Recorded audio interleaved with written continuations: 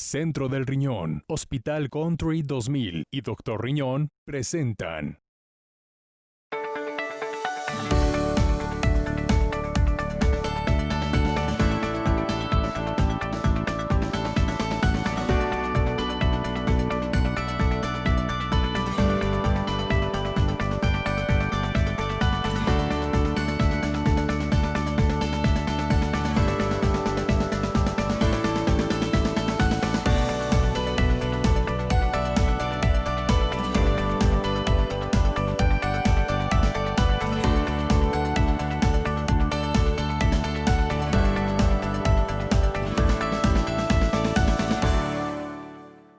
Bendiciones para todos, una vez más en Torre Médica, una edición muy especial, programas de interés general, hablar sobre trastorno obsesivo compulsivo, trastorno de bipolaridad, algo que quizás algunos de nosotros podamos vivir, tener, padecer y obviamente tengamos una idea de que un signo clínico está presente. Hoy los expertos en el programa hablarán más a detalle cuáles pueden ser esas evidencias que algunos de nosotros podríamos tener.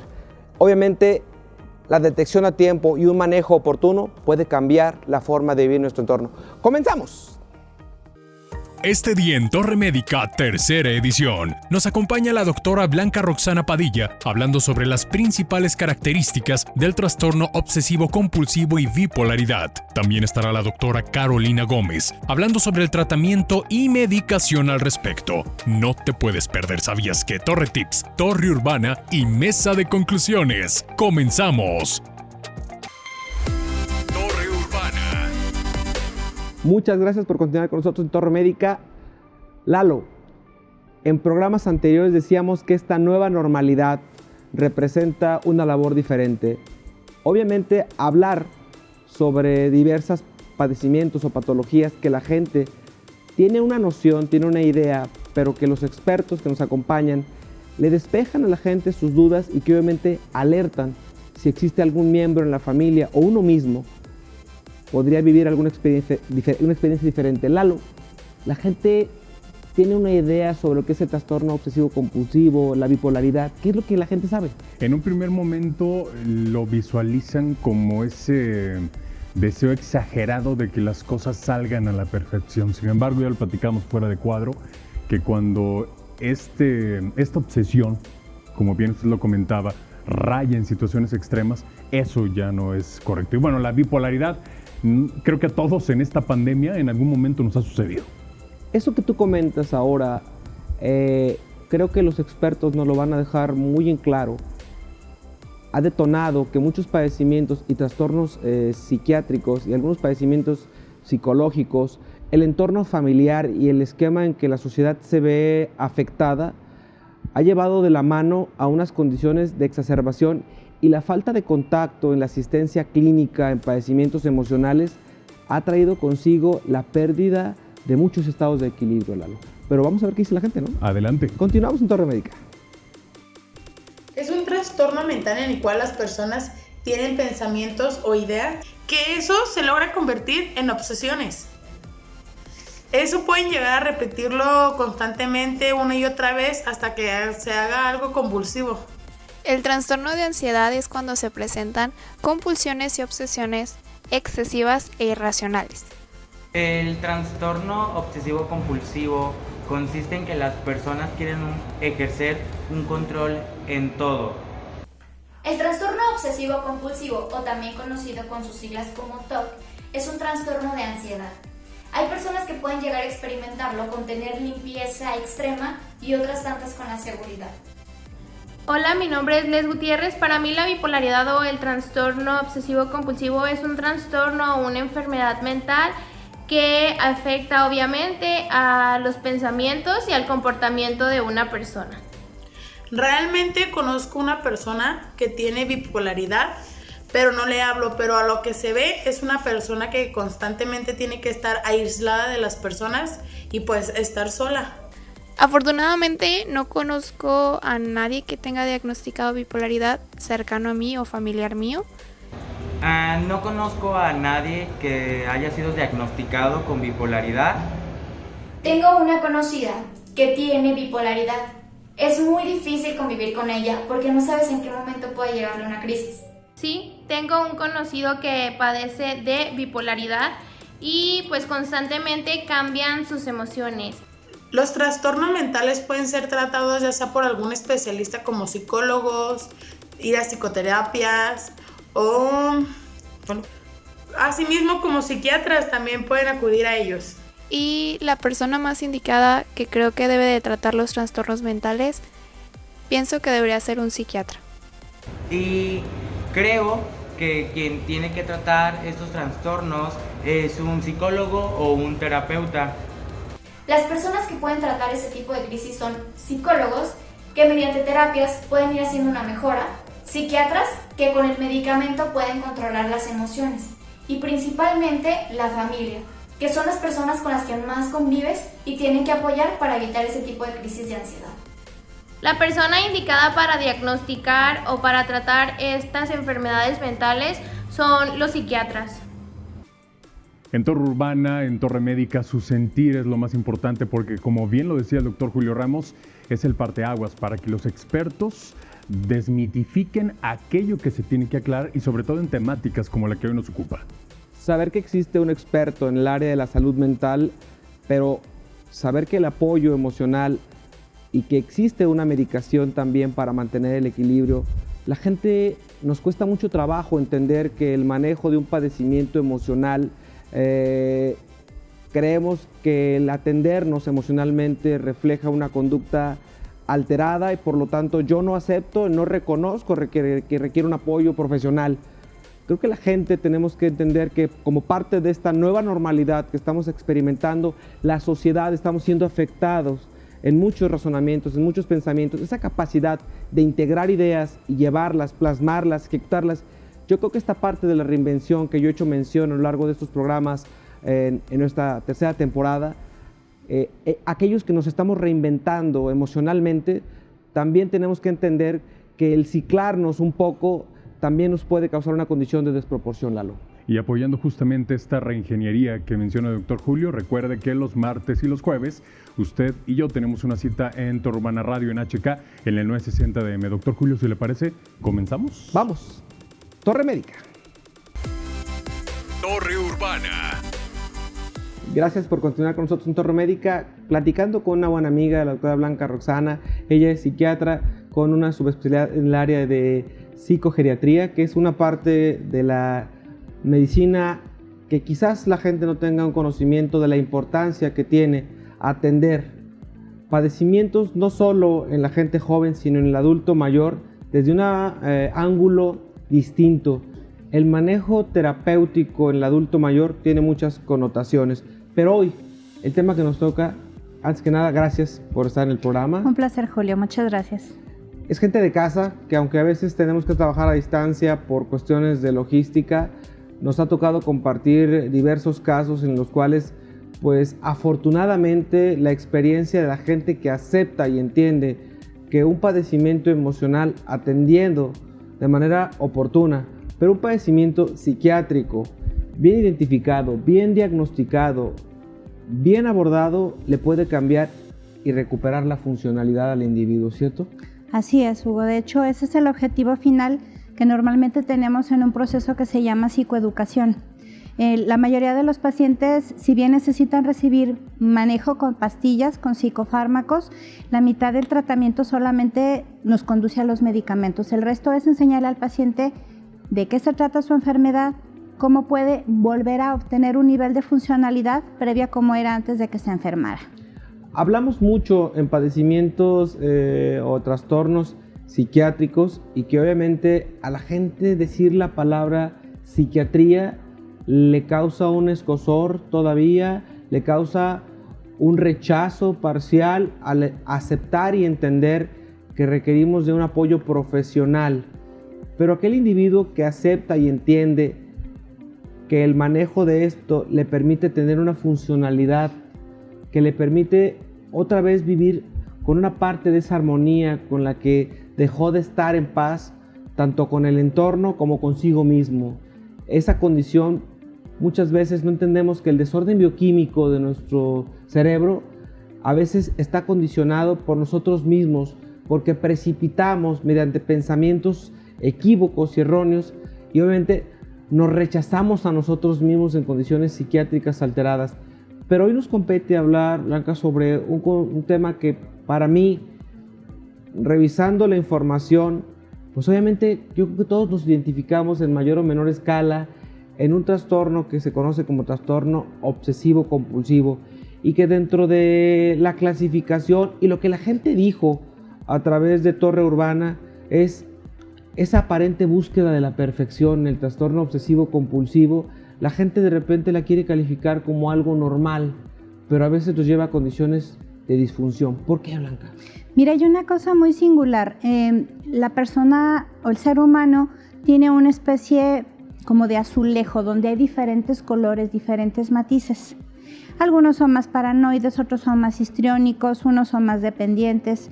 Efectivamente, las personas que suelen presentar rasgos de personalidad obsesivo-compulsiva suelen ser personas con un coeficiente intelectual muy alto. Y entonces, en esa búsqueda, la de la perfección, consiguen alcanzar muchas cosas buenas. Superarse en lo profesional, superarse en lo personal. Desafortunadamente, cuando la ansiedad se sale de control, cuando esa necesidad de obtener la perfección va más allá, deja de ser la ansiedad un componente positivo y se convierte uno, pues, finalmente en un esclavo de la ansiedad. Es ahí cuando empiezan a presentarse las diferentes gamas y características de los trastornos de ansiedad, entre ellos el trastorno obsesivo compulsivo, que como bien tú dices, tiene varias variantes. Una de ellas puede ser, por ejemplo, la sensación de que están sucios, contaminados de las manos. Esa sería la obsesión. Y la compulsión que estas personas tienen es estar aseándose continuamente. ¿Cuándo se convierte esta entidad en algo enfermizo? Cuando al final mi necesidad de estarme lavando las manos no me permite trabajar, no me permite tocar a alguien, no me permite estar en contacto con una gente. Esa es una de las principales obsesiones.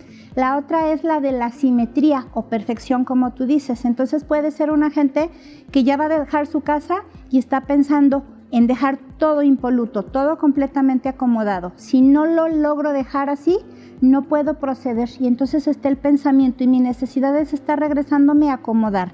Y la otra es precisamente esa necesidad de estar verificando que todo quede cerrado, que las llaves del gas queden cerrados, que el refrigerador quede cerrado, que todo esté perfecto. Entonces yo tengo la duda permanente de que no estoy dejando las cosas bien hechas.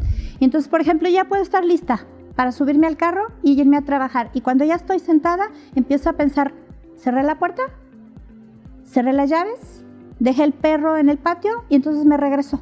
Verifico, hago mi ritual y cuando vuelvo nuevamente a querer salir, esa duda nuevamente empieza a trastocarme, me empieza a generar angustia y es tal el disconfort que siento que yo necesito para contener, para limitar, volver a verificar que todo esté bien. Y hay personas que se pueden echar 1 hora, 2 horas, 3 horas en estar verificando. Ahí es cuando entra la disfuncionalidad, cuando precisamente la periodicidad, lo estereotipado, no me permite que tenga un funcionamiento normal, porque ya no puedo ser trabajador, ya no puedo ser esposo, ya no puedo ser padre.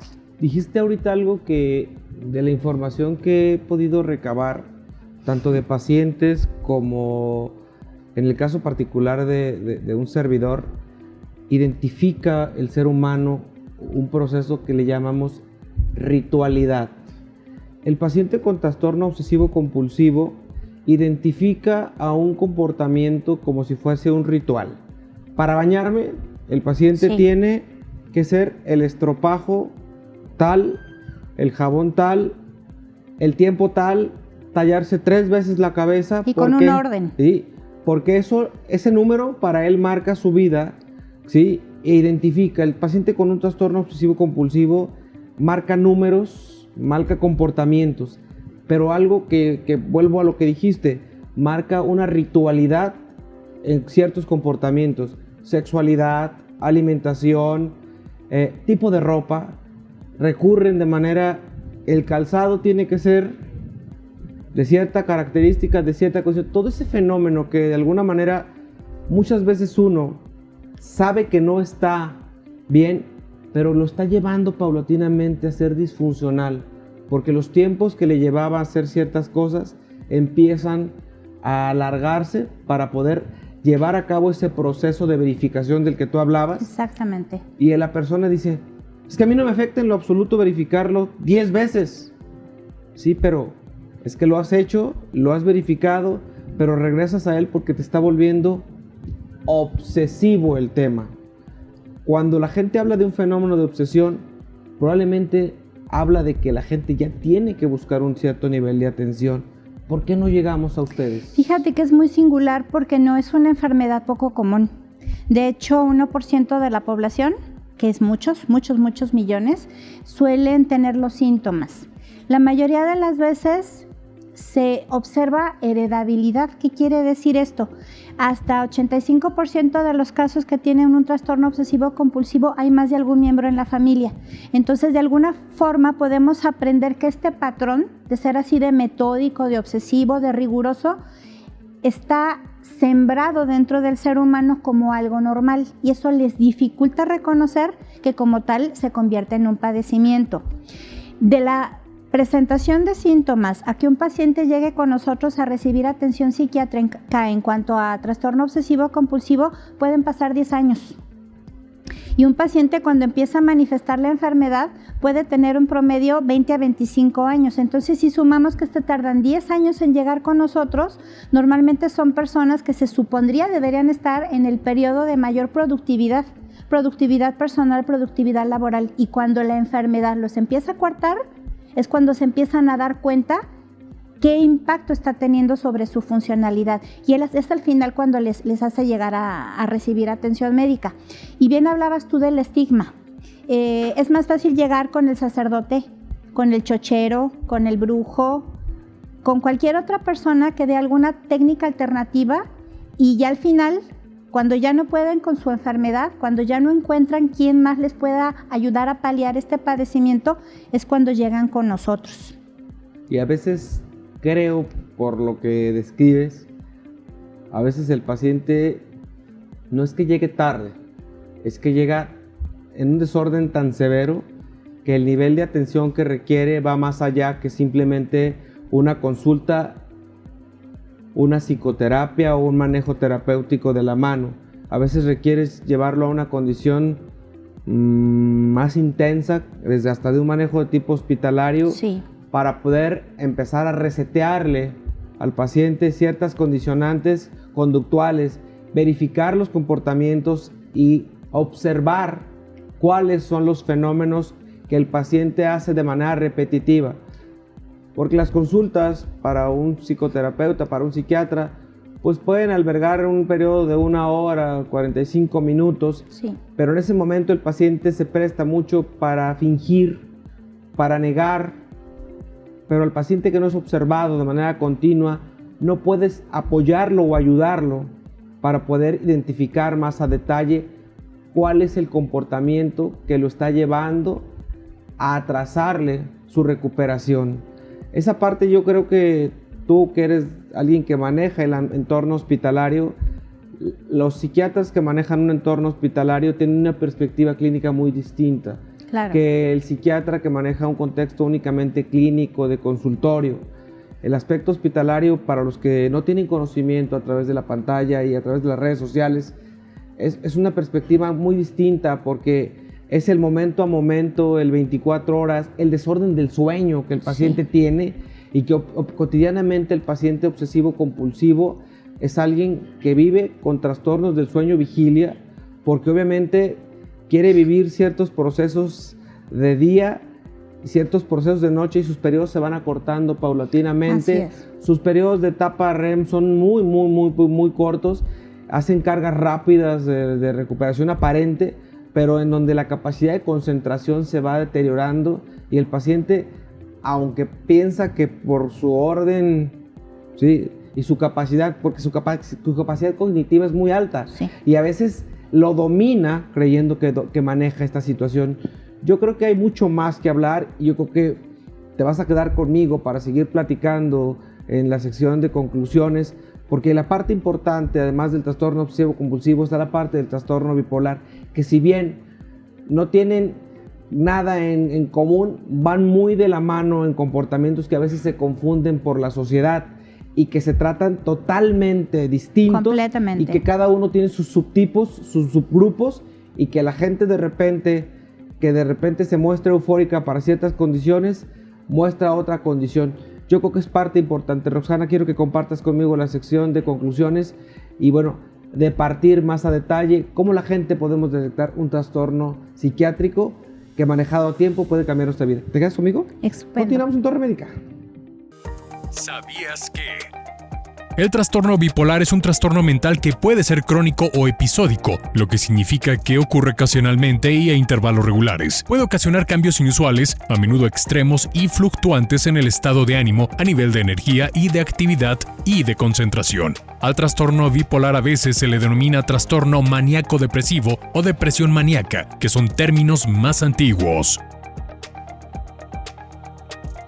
Sintonizas Torre Médica. Aún tenemos más para ti. Centro del Riñón Guadalajara, a tu servicio las 24 horas del día. Atención profesional a pacientes con padecimientos renales. Además, ultrasonido, rayos X, laboratorio y hemodiálisis. Centro del Riñón Guadalajara, Plan de San Luis 1776. Recuerda, abrimos las 24 horas del día. 3823-1001. Responsable sanitario, Dr. Luis Arturo Gómez Hernández. Cédula profesional UDG 6525360. Amigos, la Torre abrió sus puertas. Los martes y jueves son días de Torre Urbana Radio, un concepto ya al aire que te invita a verlo todo desde una perspectiva propia y positiva.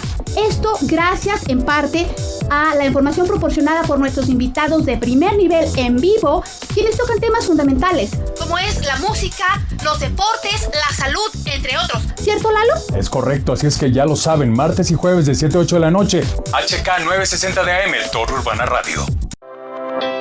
La prevención y la información se fusionan en Torre Médica, su programa de especialidades. Tercera temporada. Más temas, más información médica y un enfoque diferente. Con el mismo compromiso. Traducir la medicina a un lenguaje entendible. El doctor Julio Ramos te espera los domingos a las 7:30 de la noche por Canal 4 y los sábados a las 10:30 de la mañana por el canal 153 de Sky. Torre Médica, su programa de especialidades. Ver cómo amanece cada día es algo que no tiene precio. La sonrisa de los más pequeños, saberte una persona exitosa. En Hospital Country 2000 nos esforzamos cada día en buscar tu bienestar y salud con un trato digno y humano. Hospital Country 2000, Avenida Jorge Álvarez del Castillo número 1542, Colonia Chapultepec Country. Teléfono 3854-4500.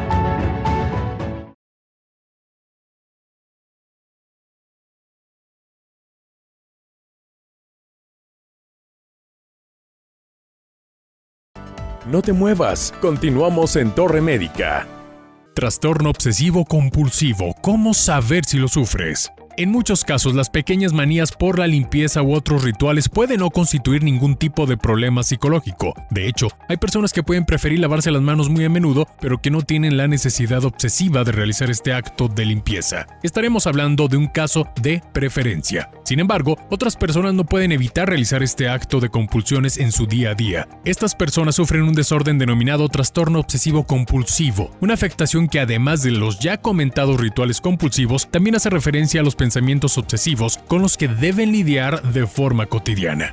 Aquí te compartimos algunas señales que pueden ser de alerta para verificar si padeces de TOC. 1. Lavarse las manos compulsivamente. 2. Limpiezas minuciosas y excesivas. 3. Conducta de revisión. 4. Contar excesivamente los objetos. 5. Organización excesiva. Y 6. Pavor hacia la violencia.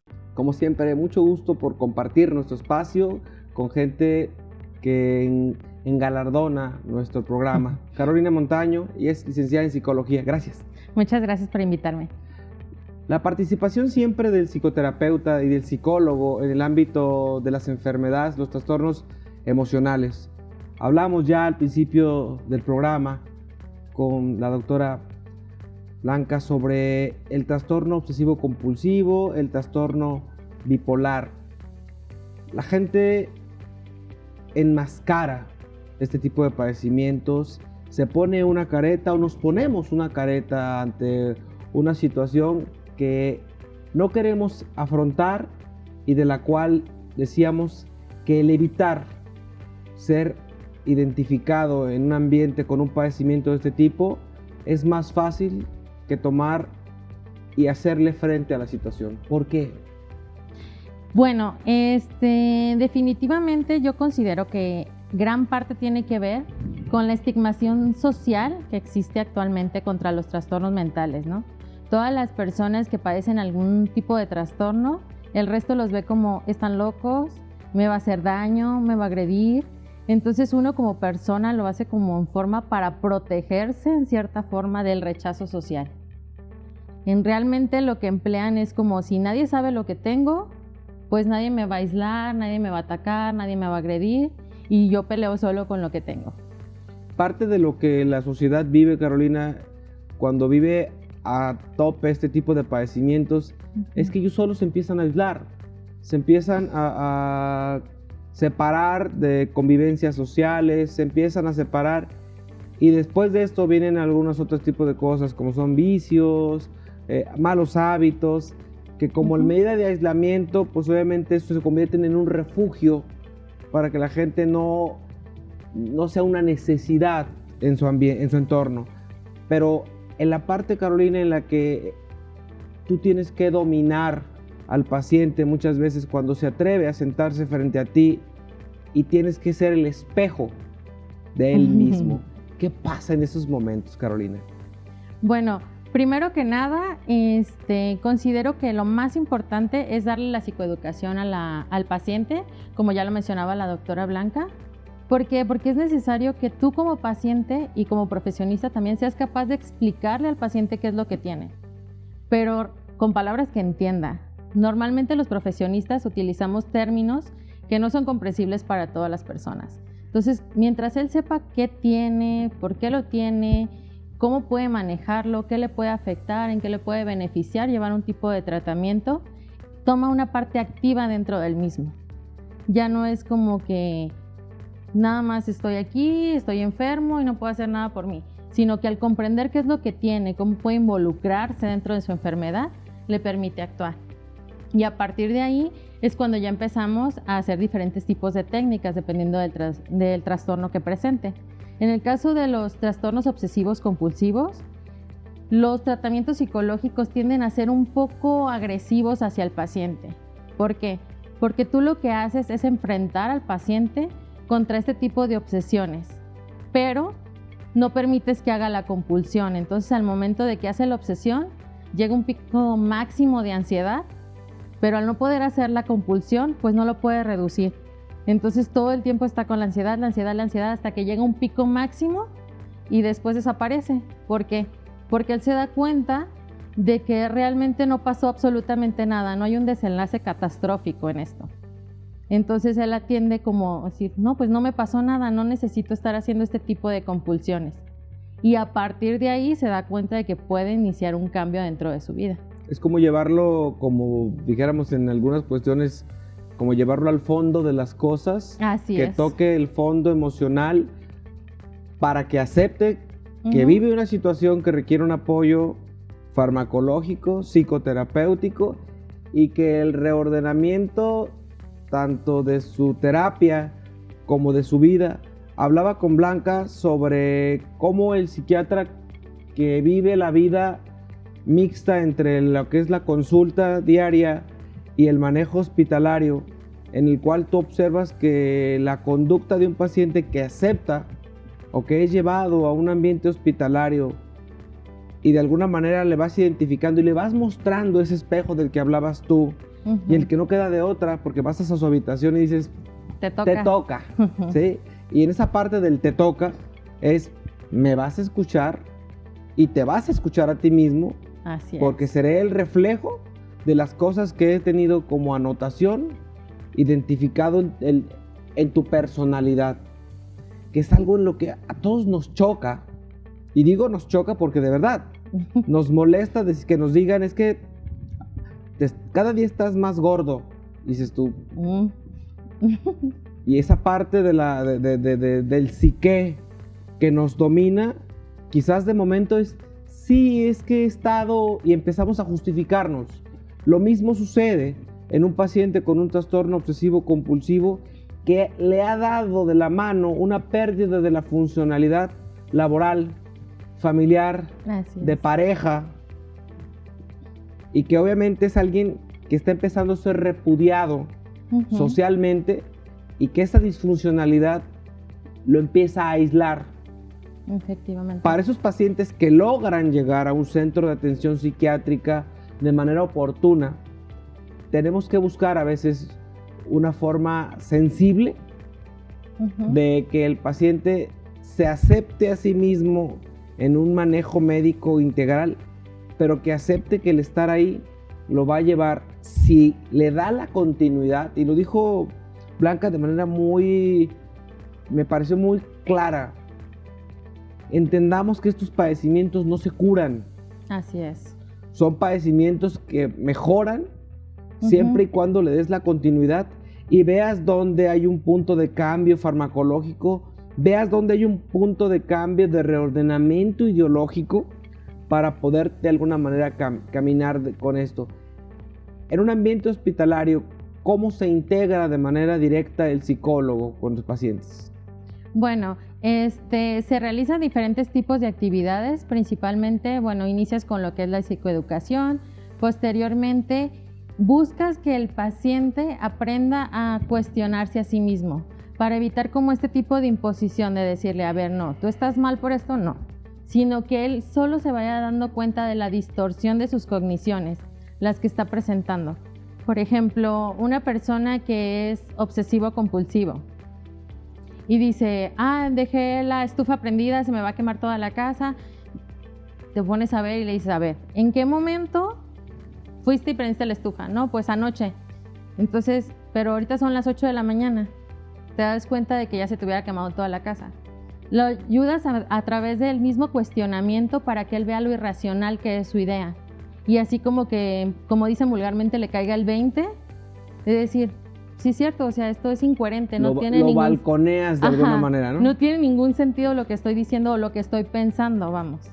Entonces, a través de ese cuestionamiento después, él aprende a hacerlo a sí mismo a través del cuestionamiento socrático y automáticamente cada vez que se le presente un pensamiento automático distorsionado, después de percibir algún tipo de realidad, él solo va a aprender a cuestionarse este tipo de cuestiones.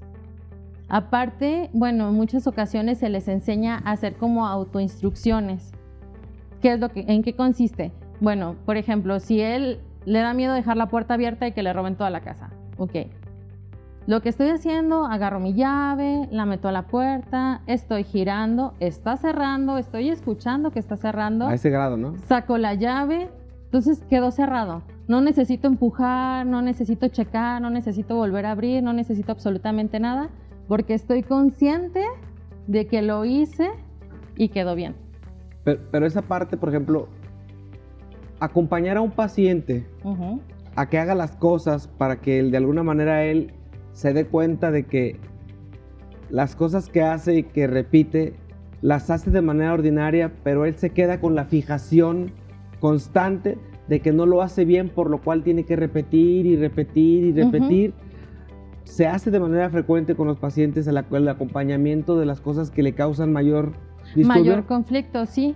Y de hecho, tratas como de eliminar todo tipo de ruido dentro de su pensamiento y lo que haces es como, no, concéntrate únicamente en esta actividad que estás haciendo. No pienses en ninguna otra cosa, que si se oye el pájaro, que si se oye que estoy aquí, no. Concéntrate únicamente en esto. Entonces, al momento de evitar y quitar todo tipo de ruido que le rodea, él tiende a concentrarse y tiende a poner toda su atención en eso. Los rituales, hablábamos con Blanca hace rato de la ritualidad, tanto en el trastorno obsesivo compulsivo y como el brinco del fenómeno social que la gente identifica y estigmatiza a la gente, como en el trastorno bipolar.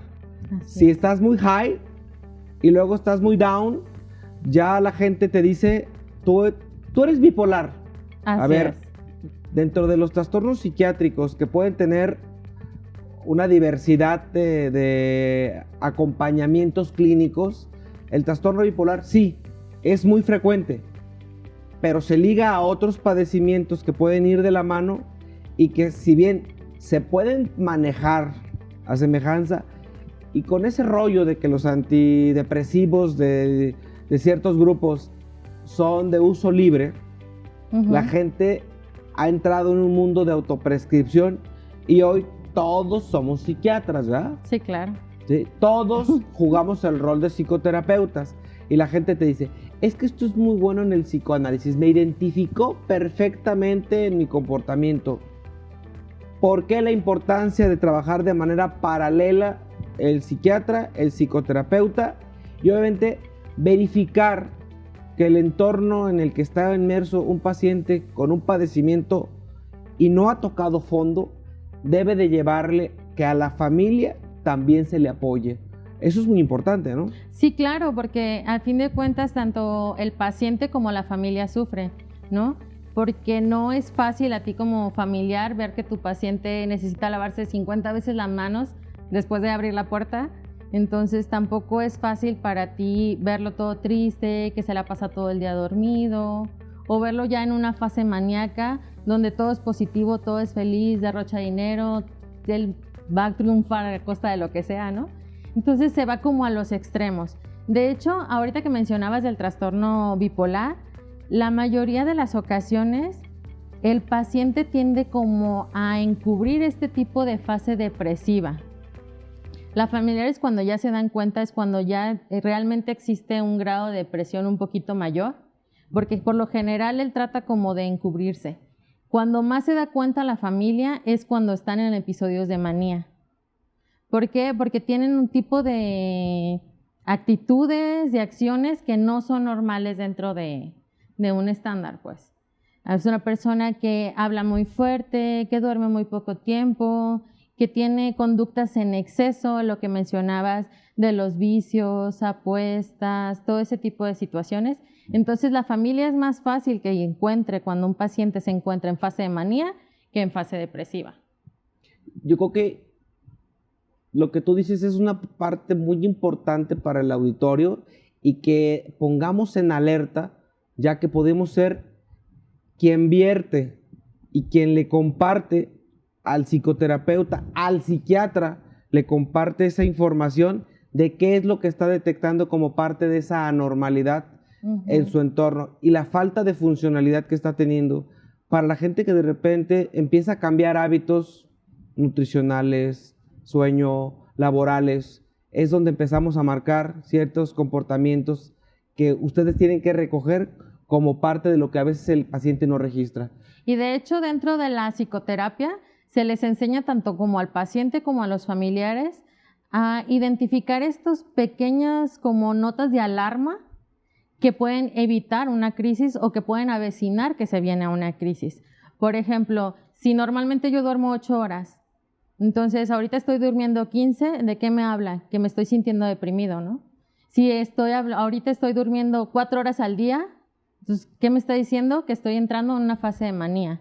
Entonces, tanto los familiares como el paciente pueden notar estos pequeños cambios y así poder anticiparse a la crisis e incluso prevenir que caiga en una crisis. Pues está realmente claro que todos tenemos responsabilidad y máxime aquellos que estamos susceptibles de tener una condición de cambio. Yo creo que en mayor o menor grado hemos tenido una clase de comportamiento y nos identificamos con alguno de esos rasgos clínicos y lo dice la literatura. La gente frecuentemente identifica algún comportamiento anormal como parte de esto y todos en mayor medida tenemos un comportamiento de obsesión o compulsión en algún momento de nuestra vida y lo debemos atender. Te invito, Carolina, que te quedes con nosotros para que en la mesa de conclusiones le podamos decir a nuestro auditorio cuáles son los datos importantes y cómo podemos contribuir para que ese miembro de la familia o nosotros aceptemos recibir atención. ¿Te quedas conmigo? Claro que sí. Continuamos en Torre Médica. Sintonizas Torre Médica. Aún tenemos más para ti. Centro del Riñón Guadalajara, a tu servicio las 24 horas del día. Atención profesional a pacientes con padecimientos renales. Además, ultrasonido, rayos X, laboratorio y hemodiálisis. Centro del Riñón Guadalajara, Plan de San Luis 1776. Recuerda, abrimos las 24 horas del día. 3823-1001. Responsable sanitario, Dr. Luis Arturo Gómez Hernández. Cédula profesional UDG 6525360. Unidad de Imagen Centro del Riñón, la mejor opción a nivel nacional en atención a pacientes con distintas enfermedades. Además, contamos con la más alta tecnología para realizar ultrasonidos y un espacio cómodo que te hará sentir como en casa. Unidad de Imagen Centro del Riñón, Plan de San Luis 1776, teléfono 3316 1347 61. Pon tu salud en manos expertas. Cremería Camachos te ofrece el más extenso surtido en abarrotes, lácteos y embutidos de primera calidad. Todo lo que buscas, nosotros lo tenemos. Te esperamos en calle 13, número 1319, Mercado de Abastos. Abrimos de 6 de la mañana a 6 de la tarde, de lunes a sábado. Cremería Camachos, más de 30 años nos respaldan. Contamos con atención a mayoristas. La prevención y la información se fusionan en Torre Médica, su programa de especialidades. Tercera temporada. Más temas, más información médica y un enfoque diferente. Con el mismo compromiso. Traducir la medicina a un lenguaje entendible. El Dr. Julio Ramos te espera los domingos a las 7:30 de la noche por Canal 4 y los sábados a las 10:30 de la mañana por el canal 153 de Sky. Torre Médica, su programa de especialidades. Para ti, ¿qué significa la vida? Para nosotros, es una oportunidad de ayudarte a que logres tus metas, de reincorporarte a tus actividades diarias, de que estés con los tuyos, de que tengas salud y bienestar. Hospital Country 2000, Avenida Jorge Álvarez del Castillo, número 1542, Colonia Chapultepec Country. Teléfono 3854-4500.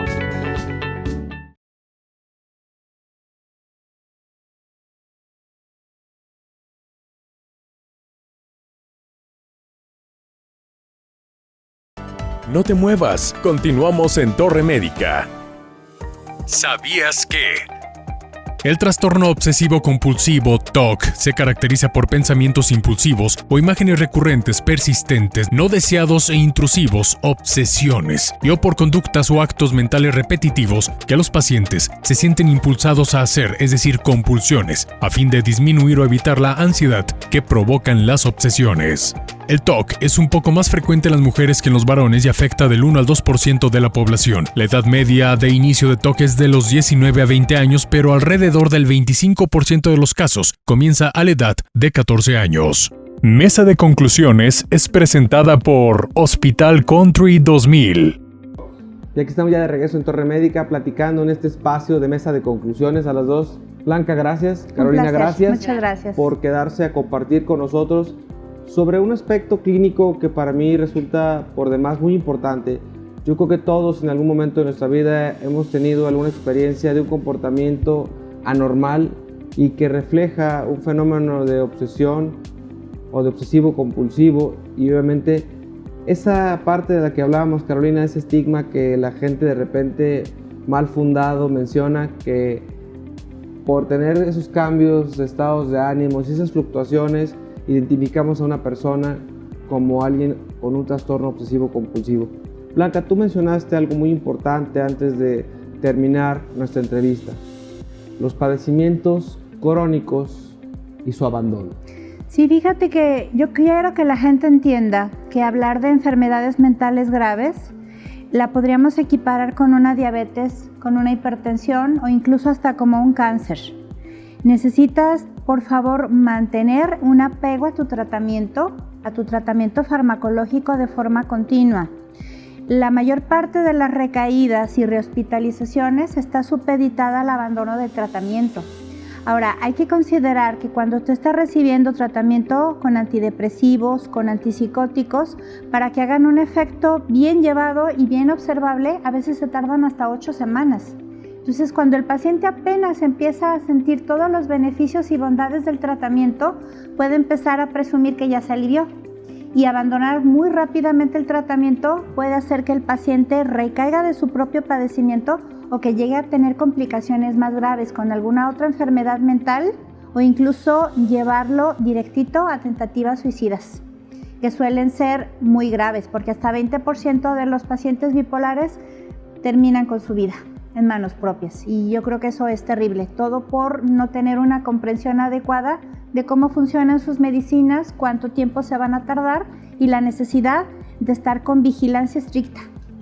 En cuanto una persona experimenta algún intento suicida, decías tú que la parte inicial es el entendimiento de su condición clínica y su padecimiento, que él sepa dónde está parado para que de alguna manera vea o tome un avistamiento de hasta dónde el problema ha llegado, lo magnifique, que el paciente diga, mi problema empezó aquí, en esta etapa de mi vida, y el problema ha ido creciendo a llegar a un punto de disfunción social en el que su círculo familiar, su círculo laboral se han visto perturbados, y obviamente la gente en ese confrontamiento de identidad personal y saber que afectó muchas de las veces a su entorno, cuesta trabajo que la gente lo alcancemos a entender. Y digo cuesta porque a final de cuentas,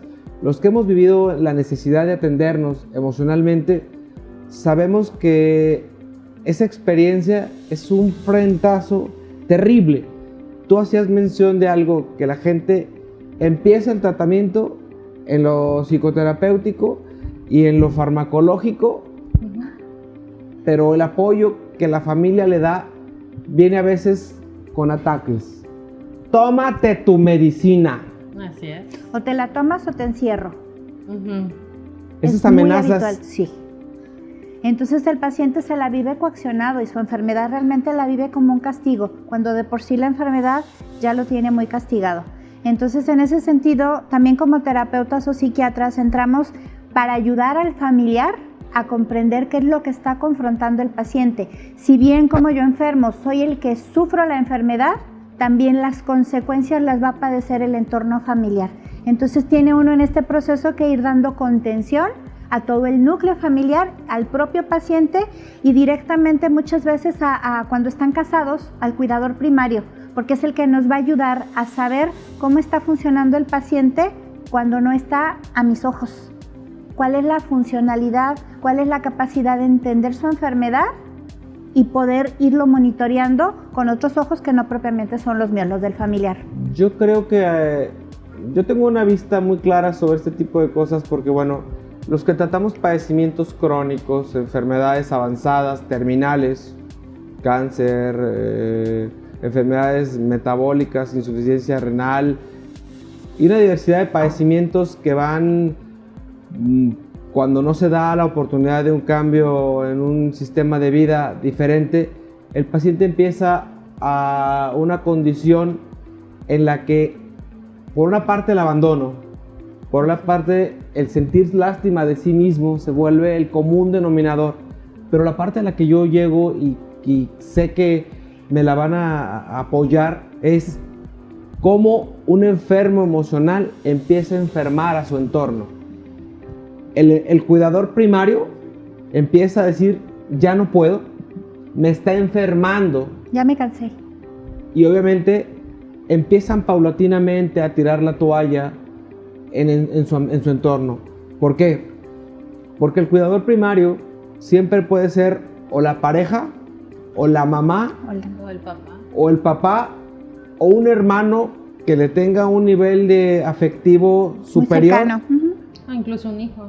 Y la codependencia directa que esto genera viene a traer una disfunción. ¿Por qué? Porque la madre descuida a otros 3 miembros de la familia y empieza a girar el reclamo directo hacia ella porque a él lo quiere más. Todo esto, cuando el terapeuta, el psiquiatra, el trabajador social no identifica que empieza a haber un desorden familiar y que todo lo que se ingresa como recurso financiero para su atención ya no se está virtiendo al resto de la célula, el reordenarle el pensamiento a los demás también forma parte del esquema de manejo en pacientes crónicos como estos. Efectivamente, normalmente se tiene que hacer en consulta externa. Estos filtros tienen que estar siendo continuamente monitorizados, pero en el proceso donde lo podemos hacer de una forma más formal, más sistematizada, es cuando los pacientes están hospitalizados. O sea, tenemos el trabajo con el paciente internado y de forma continua, mientras estamos dando al familiar, dando un conocimiento acerca de la evolución del paciente, también empezamos a captar esos procesos de cansancio, de síndrome del quemado del cuidador, de crisis económica, crisis familiar, el cambio de los roles que pueden llegar a tener todos los elementos de una familia y que todos están en crisis. Uno está internado, pero todos están en crisis. Entonces eso es algo que también trabajamos muy cercanamente con los pacientes, con todos los procesos mentales, no nada más trastorno bipolar o trastorno obsesivo compulsivo. En esa parte se tiene uno que involucrar de manera muy formal, tanto con la familia, y cuando es posible que el paciente entre en la razón, cuando es posible que el paciente le afloje un poquito a la actitud y diga, porque hay momentos en que, lo mencionaba Carolina hace un momento, se ponen un escudo y dicen, yo estoy enfermo. Sí, eso en psiquiatría le llamamos ganancia secundaria y también lo trabajamos con el paciente. Siempre van a obtener un beneficio en su rol de enfermo. Más atención, más cuidado, más cariño, privilegios, tiempos. Y si estamos contemplando que es un padecimiento que no se va a aliviar, que va a ser un compañero de vida, pues parte de estas herramientas que le vamos a dar al paciente es habilitarlo y darte cuenta que no puedes tener con esa ganancia secundaria todos los beneficios en el entorno familiar, que a lo mejor transitoriamente mientras tu hospitalización toda la atención está centrada en ti, pero que en algún momento vas a tener que volver a tener una funcionalidad y esa llamada de atención o esas ganancias se van a ir mermando. Y que así debe de ser. Yo creo que platicado con la familia, platicado con los hermanos, entender que la parte de la aguda de un padecimiento psiquiátrico puede cambiar cuando toda la gente no empieza a agredir, porque el fenómeno de agresividad familiar en un paciente psiquiátrico es uno de los detonantes más serios que yo he identificado en pacientes crónicos que llevan de la mano otro tipo de padecimientos, en donde se empiezan a generar una serie de resentimientos familiares que a veces traen como consecuencia el detonante que tú mencionaste hace un momento, la búsqueda de un suicidio, y que obviamente en pacientes crónicos se da mayormente. ¿Por qué? Porque se empiezan a sentir abandonados.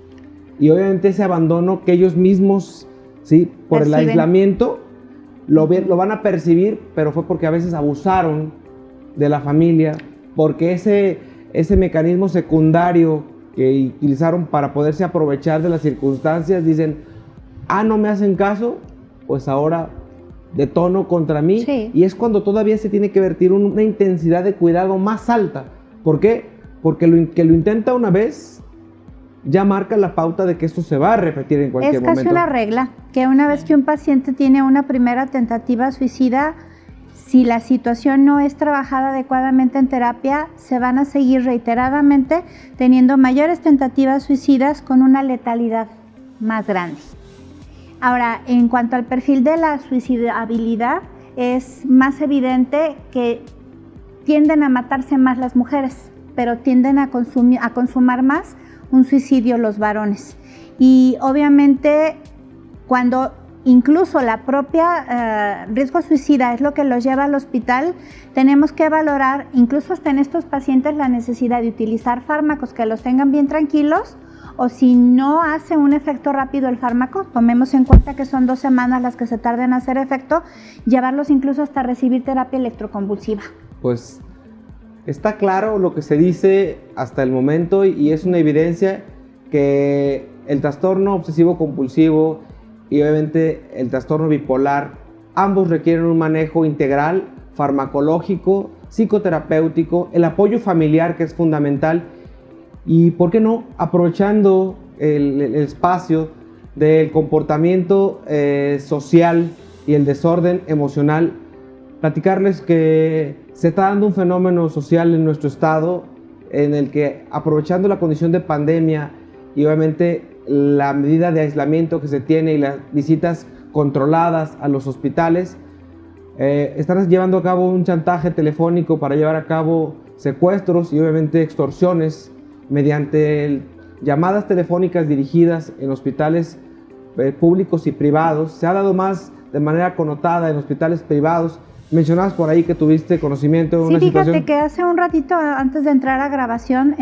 yo pertenezco a un chat de la generación de mis compañeros de medicina y empezaron precisamente a mandar la información acerca de la alerta de personas que están en riesgo de ser bajadas del cuarto de los pacientes y una vez de ahí, ilimitadas de su capacidad de reaccionar. Se los llevan, los secuestran y es ahí donde entra el proceso de chantaje. Hay que estar muy vivos, por favor. Pues yo creo que es muy importante aprovechar. Torre Médica tiene un compromiso con la sociedad y obviamente ese compromiso con la sociedad también representa la seguridad de cada uno de los individuos. Yo les pido que tomemos las precauciones. Para la gente que dirige en los espacios, en conmutadores, en los hospitales, tomen en cuenta esta información y obviamente pongan un candado para que las personas que marquen al hospital en la búsqueda de algún paciente, se filtre la llamada, se identifique el nombre de la persona que llama y obviamente antes de pasar la llamada se consulte si ese individuo se conoce y se identifica como tal para saber si pueden recibir la llamada y obviamente no permitir salir del hospital si no tiene una condicionante directa o es alguien identificado plenamente por la familia. A las dos les quiero dar las gracias por permitirse dar su información tan valiosa y a ti que cada semana nos acompañes en Torre Médica con el compromiso que se adquiere con la sociedad con temas de interés en general. Y nos vemos en la próxima transmisión. Torre Médica.